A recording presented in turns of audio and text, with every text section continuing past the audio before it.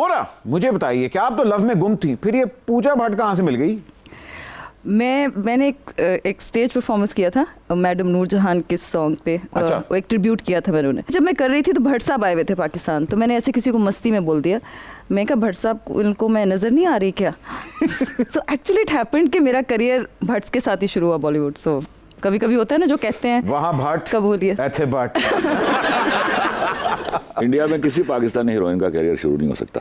हाँ, जी सर। ये क्यों आप कह रहे हैं? मैंने फिल्मी करियर मेरा अभी तक फिल्म नहीं की ना सर जी। अरे ये आप क्यों कह रहे हैं? मेरे हीरो भी बड़े हो खलील साहब क्यों नहीं हो सकता? मेरे हीरो भी बड़े करियर बना के आए हैं, बताना मुझे किसी का करियर है। नहीं, आज तक सर तो नहीं जी, किसी का बना। एक तो तो फिल्म शर्म आनी चाहिए इस बात के ऊपर। पता है सर कि उनको एक ही मुझे भी थोड़ा कहा था, अच्छा। मैं तो नहीं चला गया।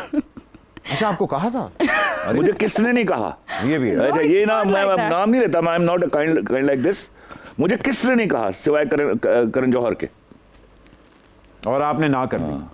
अल्हम्दुलिल्लाह मैं आज भी खड़े यहाँ बोलता हूँ, जब तक ये ताल्लुकात ठीक नहीं होंगे और जब तक मैं वहाँ जाऊँ और मेरे मुल्क के हवाले से हिसाब से मेरी इज्जत ना की जाए, मैं कभी भी नहीं उतरूंगा यहाँ वहाँ। मगर बहुत से एक्टर कहते हैं कि हाँ, यहाँ इंडियन फिल्में लगनी चाहिए क्योंकि हमारा सिनेमा जो है वो वीक है।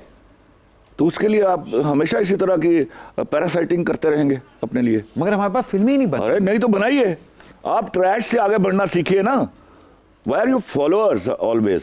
यही तो मसला है, हमारे पास तो स्क्रीन्स भी नहीं है। जहां 23 करोड़ की आबादी है वहां हमारे पास सिर्फ 80 स्क्रीनें हैं, और उन स्क्रीनों में भी हमारे पास सिर्फ ईद पे फिल्में आती हैं। ये 80 से 40 पे चली जाएंगी अगर सिनेमा ओनर जो है वो बगैर किसी कुछ हींग लगाए ना फटकड़ी पर 50% पैसे ले जाएगा प्रोड्यूसर से। वो तो लेगा। हाँ तो लेगा, तो फिर यही हाल होगा इंशाल्लाह। फिर ये 40 पे आएंगी, फिर बाद में 20 पे आएंगे। ये आप प्रोड्यूसर को सरवाइव तो करने दे। आप कोई आराम से खा लीजिए, अचानक आप मुंह ना खोलने हो जैसा।